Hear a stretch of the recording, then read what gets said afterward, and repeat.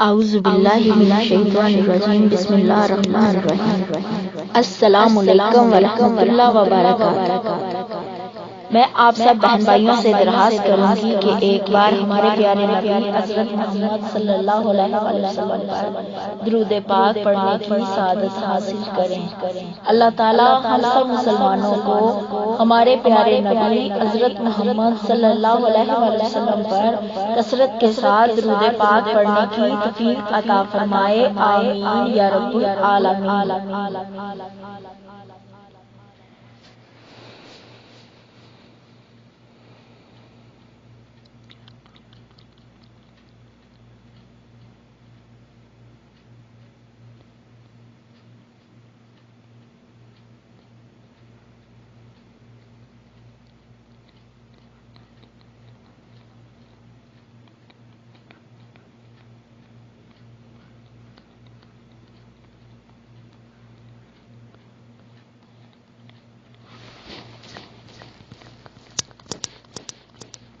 جزاک اللہ خیر۔ میرا آج کا موضوع ہے حقیقی سکون یاد الہی میں ہے،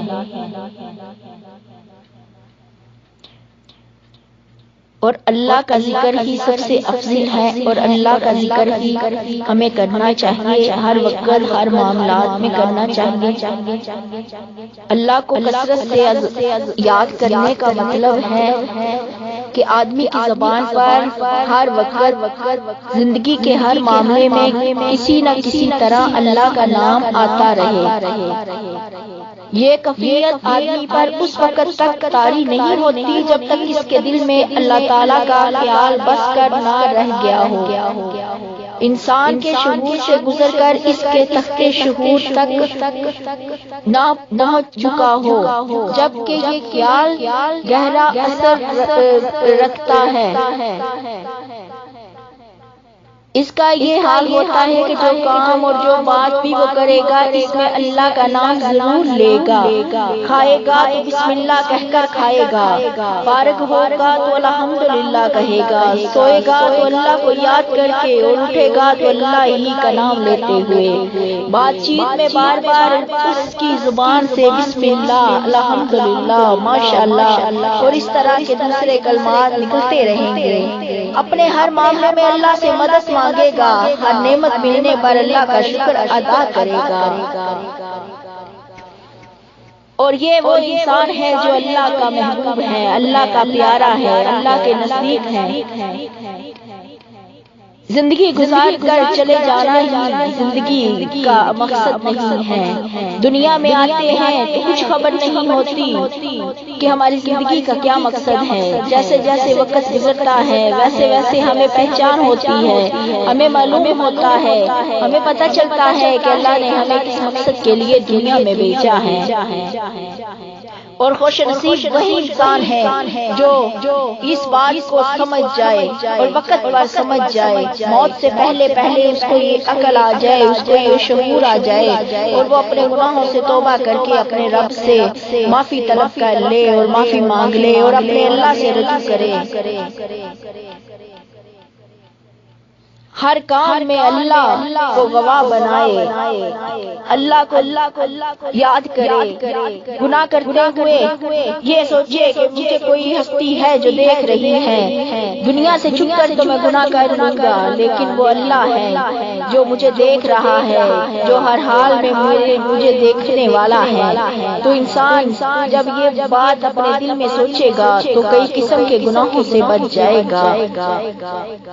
کوئی بھی حاجت ہو، یہاں تک کہ جوتے کا تسمہ بھی لینا ہو تو اپنے اللہ سے فریاد کرے، اپنے اللہ سے مانگے، اپنے اللہ سے کہے، کسی کے در پر جا کر سوال نہ کرے بلکہ اپنے اللہ سے کہے، بے شک اللہ تعالیٰ اپنے بندوں کے شارک سے بھی زیادہ قریب ہے۔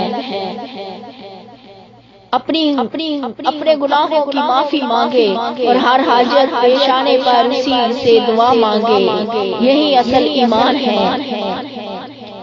اٹھتے بیٹھتے دنیا کے سارے کام کرتے، اس کا وظیفہ الہی ذکر الہی ہوگا۔ یہی اصل ایمان ہے۔ ہر چیز در حقیقت سلامی زندگی کی جان ہے۔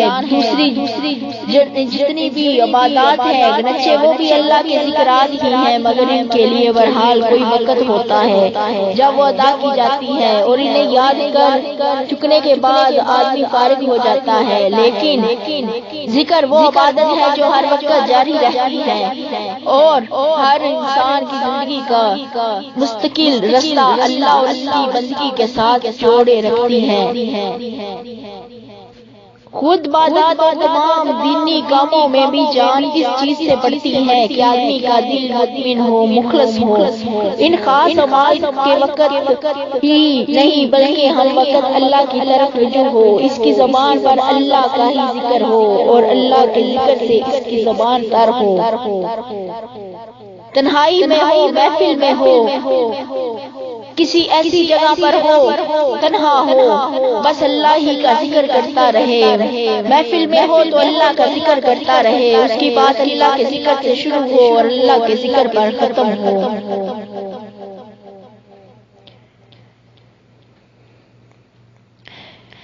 ہم دنیا کے معاملات کی باتیں کرتے ہیں، ہم فیشن کی باتیں کرتے ہیں، ہم دنیا کے کاموں کی باتیں کرتے ہیں۔ کتنا ہی اچھا ہو کہ اگر ہم صرف اللہ کی باتیں کریں، ہر کام میں اللہ کی رضا چاہیں، اللہ کا ذکر کریں، اللہ سے مدد مانگیں۔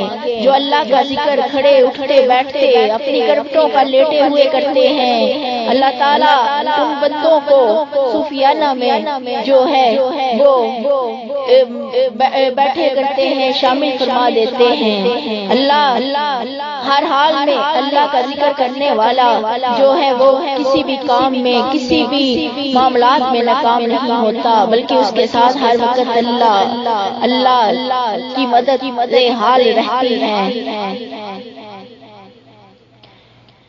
اللہ کو پکارنے والا کبھی مایوس نہیں ہوتا۔ دل کا سکون تو اسی میں ہے کہ ہم اللہ کو یاد کریں۔ کسی کو دھوکہ دینے سے پہلے یہ دیکھیں کہ اللہ ہمیں دیکھ رہا ہے۔ کسی کے ساتھ برائی کرنے سے پہلے یہ دیکھیں کہ اللہ ہمیں دیکھ رہا ہے۔ کسی کو غلط مشورہ دینے سے پہلے یہ دیکھیں کہ اللہ ہمیں دیکھ رہا ہے۔ کسی سے چھپ کر گناہ کرنے سے پہلے یہ دیکھیں کہ اللہ ہمیں دیکھ رہا ہے۔ جب انسان کی یہ سوچ ہو جاتی ہے تو وہ بہت سے گناہوں سے بچ جاتا ہے، اور وہ وقت آتا ہے کہ جب انسان کے دل سے یہی آواز آتی ہے کہ تو نے اگر یہ کام اپنی مرضی سے کیا تو اللہ تجھ سے ناراض ہو جائے گا، اللہ تجھے دیکھ رہا ہے، پھر وہ اپنی زندگی کے ہر معاملات کو اللہ پر چھوڑ دیتا ہے۔ وہ کسی بھی معاملات میں اپنی مرضی نہیں کرتا بلکہ اللہ کی رضا میں خوش ہو جاتا ہے۔ اللہ کی دی ہوئی آزمائشوں پر بھی جو ہے صبر کرتا ہے اور اللہ کی دی ہوئی نعمتوں پر اللہ کا شکر ادا کرتا ہے اور کہتا ہے اے پروردگار، تو نے مجھے جس حال میں بھی رکھا ہے میں تجھ سے راضی ہوں، تو مجھ سے بھی راضی ہو جا۔ جب انسان کی زبان سے یہ کلمات نکلنے جاری ہو جاتے ہیں تو اس کی دنیا بھی سنور جاتی ہے اور آخرت بھی سنور جاتی ہے۔ اللہ تعالیٰ اپنے بندوں کے ساتھ ایسے معاملات کر دیتے ہیں کہ دنیا کی نظر میں بھی وہ مطمئن بن جاتے ہیں اور اللہ کے حضور بھی ان کی جو ہے اللہ تعالیٰ ان کو یاد کرتے ہیں اور پیارے ہو جاتے ہیں، پیارے بندوں میں شامل ہو جاتے ہیں۔ اگر دل صاف ہے تو دنیا کی کوئی بھی طاقت جو ہے تمہیں ہرا نہیں سکتی، اور اگر دل میں ذرا بر گوڑ ہے اور نیت صرف مشہوری کی ہے، نیت صرف یہ ہے کہ لوگ مجھے پسند کریں، نیت صرف یہ ہے کہ لوگ مجھے اچھا سمجھیں، تو یقین مانے وہ ناکامی ہی ناکامی ہے، وہ کامیابی نہیں۔ اصل کامیابی تو وہ ہے جو آخرت میں کام آئے اور اللہ دلوں کے حال کو جاننے والا ہے۔ کیوں نہ ہمارے دلوں میں ہر وقت اللہ کی یاد ہو، کیوں نہ اللہ کا خوف ہم اپنے دلوں میں بسا لیں تاکہ ہماری دنیا بھی سنور جائے اور ہماری آخرت بھی سنور جائے۔